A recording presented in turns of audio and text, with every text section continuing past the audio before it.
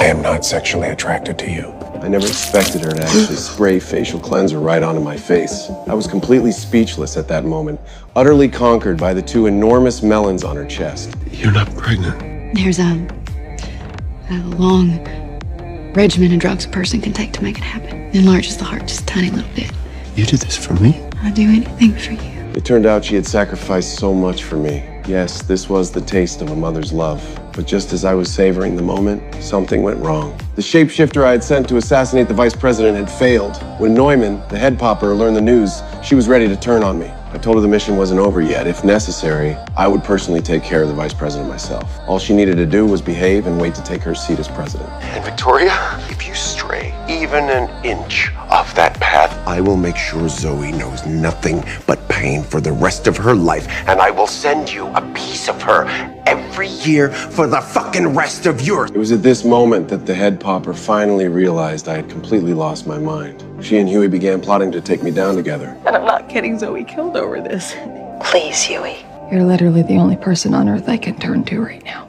But just as they were working out the details of their alliance, Butcher suddenly appeared. He should have been on the brink of death, yet he had gained superpowers after taking Compound V. He shoved Huey aside and unleashed his abilities directly on Neumann. Everyone who tried to stop him was sent flying to the ground. His teammates rushed forward to intervene, only to be thrown back by his tentacles. Today, he was determined to finish off the superhuman presidential candidate standing before him. The sight of this left everyone stunned. They stared at Butcher in disbelief. No one had imagined his powers would be so terrifying. He demanded that Frenchie hand over the virus capable of killing superhumans. I'll be taking that virus now, thanks, Frenchie. Ain't no fucking way. You took V. It will work on you too. Faced with the Butcher before them, the boys had no choice but to surrender it. You're all fucking welcome.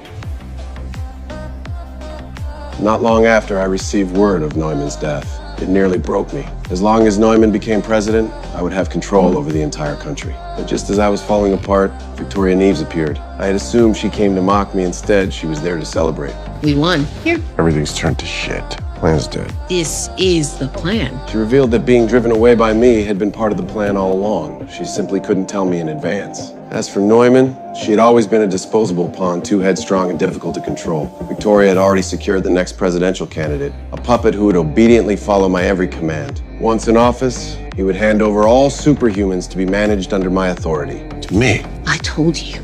You could trust me, boo. I got your back. Homelander speaking. With this overwhelming power at my disposal, I issued a warrant for the boys. I'm coming for you.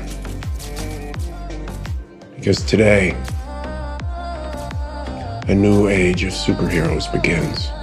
Although Huey and the others had fled in advance, they were intercepted by superhumans. Realizing the situation was dire, Huey quickly signaled Starlight to escape first. At the same time, the other two, including the little wolf girl, came under attack as well. Under the mind control of a mysterious woman, Frenchie lost all his senses entirely. Within just a single day, nearly every member of the boys had been captured, but their leader, Butcher, had already left with the virus. Now possessing powers that rivaled my own, Butcher's return would be my greatest threat. After everything settled, the new president brought me to a hidden chamber, the very place where Soldier Boy was being held. Seeing my father again after all this time, I could not hold back my tears. What comes next will decide everything. Between me and the boys, only one side can make it out alive.